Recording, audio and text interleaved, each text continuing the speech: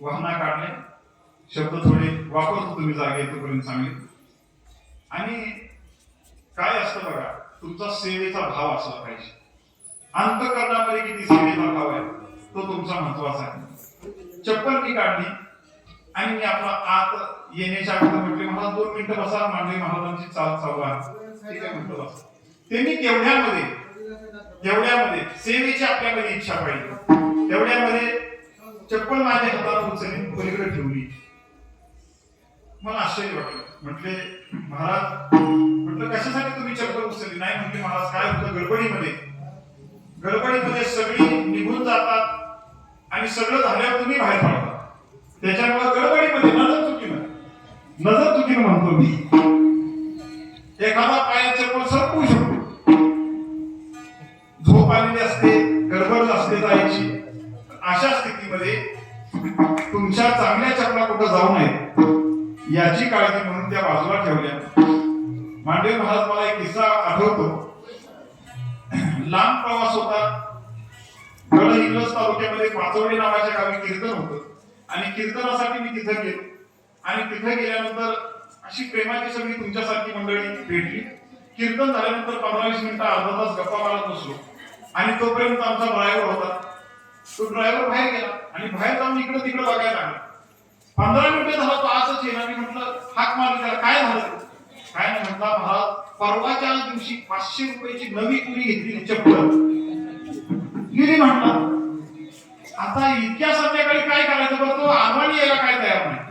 मी सुद्धा कान मंत्र दिला. म्हटलं चप्पल गेली ना 500 रुपयाची, बाहेर काय शिल्लक आहे का? मला म्हणजे हाय 10-12 दिसतात. म्हणजे कुणाच्या असतात? जागरवाल्यांच्या असतात म्हणून असं तू काय आव्हानी यायला तयार नाहीस. आता एक काम कर, त्याची परिस्थिती बसती.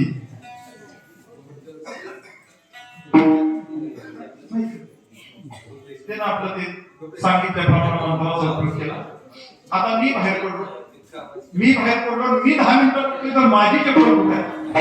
आता म्हणजे एखादं कसं झालं, दुसऱ्याचं कसं करून फिरणार. मी आपला अनवाणी निघालो आणि गाडीमध्ये जाऊन बसलो. त्यानं लाईट लावली. लाईट लावल्याबरोबर माझी नजर त्याच्या पायाकडे गेली आणि त्याच्या पायात असलेली चप्पल गेली. अरे म्हणलं ही चप्पल कोणाची? मला तुम्ही सांगितलं कशी बाहेरची चांगली दिसते ती हाना म्हणून. अरे म्हणलं हाना, पण माझी हाना सांगितली काय गमत. माझा सांगण्याचा की आपल्या अंतःकरणामध्ये सेवेची तळमळ पाहिजे. आणि ती प्रतिज्ञा तुकोबाराच्या अभंगातून, भगवंताच्या सेवेची प्रतिज्ञा तुकोबारा अभंगाच्या माध्यमातून करतात. माझा पहिला प्रश्न असा आहे, प्रतिज्ञा कोणी करावी, आज्ञा कोणी करावी आणि अवज्ञा कोणी करावी? तुम्ही सगळेजण फ्रेश चेहऱ्याने ऐकताय म्हणून सांगतो. 10:30-11 झाली की माझ्या लक्षात येतं कुठला मला बाहेर काढायचं. तुम्ही टवटवी चेहऱ्याने ऐकताय म्हणून प्रतिज्ञा कोणी करावी, आज्ञा कोणी करावी, अवज्ञा कोणी करावी? कोणी प्रतिज्ञा केल्या, कोणी आज्ञा केल्या आणि कोणी अवज्ञा केल्या. 3 प्रकार पडतात. एक प्राज्ञ, सुज्ञ आणि आज्ञा. हे बाळांनो, कुठले प्रकार सांगितले? एक प्राज्ञ, दुसरा सुज्ञ आणि तिसरा आज्ञा. एखादं सांगतो लक्ष. प्राज्ञ, सुज्ञ आणि आज्ञा. पहिला प्रकार मी सांगितला प्राज्ञ आज्ञा करतात. गुरु निवृत्तीनाथांनी आज्ञा केली त्यांना बोलायला. तव श्री गुरु म्हणती काय जाहले, ते समस्तही आम्हा पावले. आता जे निवडले नारायणे,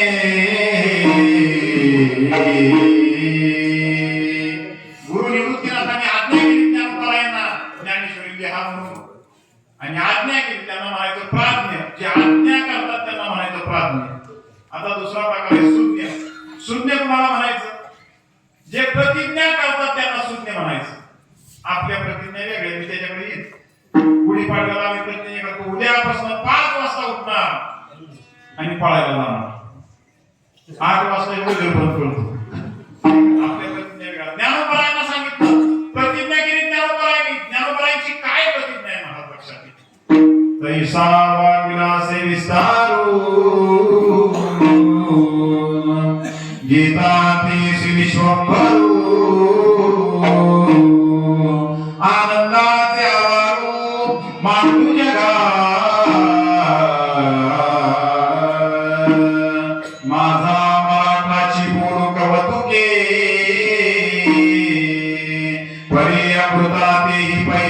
रसिके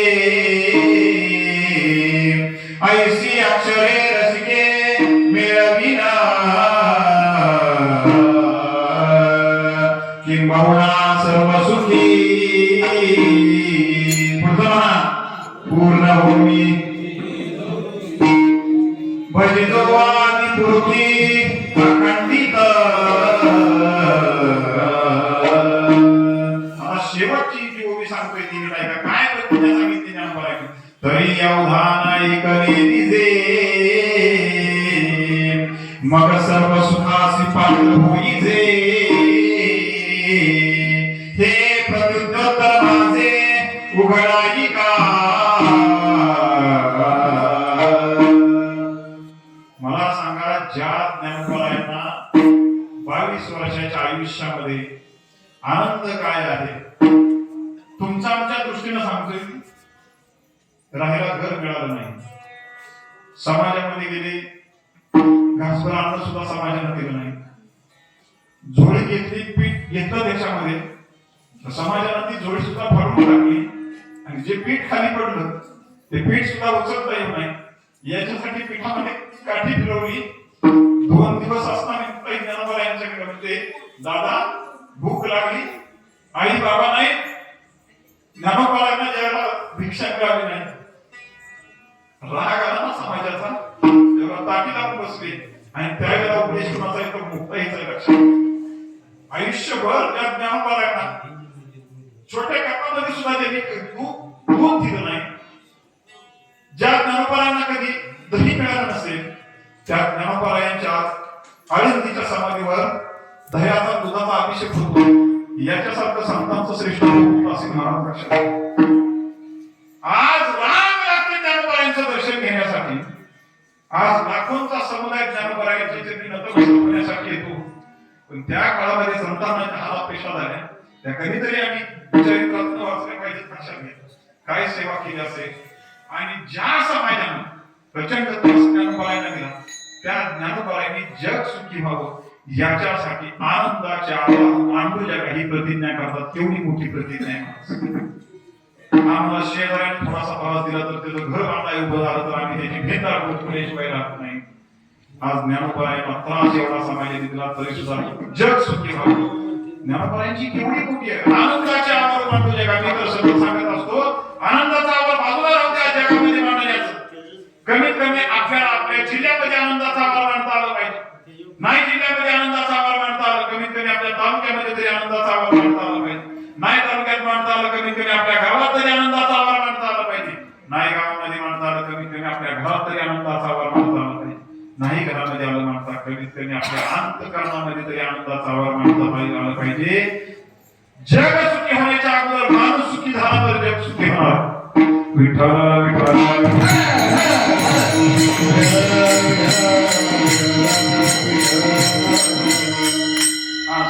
मी पहिला प्रकार कुठला सांगितला काय लक्ष द्या. पहिला प्रकार प्राज्ञ जे आज्ञा करतात, दुसरा सांगितला सुज्ञ जे प्रतिज्ञा करतात आणि तिसरा प्रकार आहे अज्ञ जे अवज्ञा करतात. अवज्ञा करतात. एका दुकानामध्ये एक वारकरी आहे आणि वारकरी गेल्यानंतर 40 रुपये दिले मला 1 किलोभर साखर द्या. त्या असणाऱ्या दुकानदाराने 2-3 दिवसापूर्वी रद्दी आणली आणि त्या रद्दीचं एक पुस्तक होतं शेजारी. पानं फाडली 4-5 आणि 4-5 पानं फाडून त्या तराजूमध्ये टाकली आणि त्याच्यावरती साखर ओतणार एवढ्यामध्ये त्या वारकऱ्याचं लक्ष पानांच्याकडे गेलं. वारकऱ्यानं पानं बघितली ती साधी पानं नव्हती. रद्दीमध्ये कुणीतरी ज्ञानेश्वरी दिलेली होती आणि ती ज्ञानेश्वरीची पानं वारकऱ्यानं त्या पानांच्याकडे बघितलं. अंतःकरण गलबलून आलं. ज्ञानोबांनी ज्ञानेश्वरी जगाच्या कल्याणासाठी सुखासाठी घेतली. ज्ञानेश्वरीची अवधेलना अवज्ञा जर अशा पद्धतीने होत असेल, वारकऱ्यानं सांगितलं हे 40 रुपये तुम्हाला ठेवा. हे पुस्तक कुठं आणलं सांगा. म्हणजे 4 दिवसापूर्वी रद्दीच्या दुकानामध्ये गेलो होतो, ते पुस्तक मिळालं मला म्हणून रद्दीतून आणलं. सांगितलं सगळी पुस्तकाची पानं आधी अशी मला द्या, 40 रुपये तुम्हाला ठेवा. दुकानदाराला काही कळेना असं काय त्या पुस्तकामध्ये. सगळं पुस्तक गोळा केलं आणि घरी घेऊन गेला. सगळी पानं वारकऱ्यानं ज्ञानेश्वरीची जोडली एकत्र. त्या वारकऱ्यानं ज्ञानेश्वरी घरी नेली, स्वतःला केली. मला म्हणायचं विठ्ठल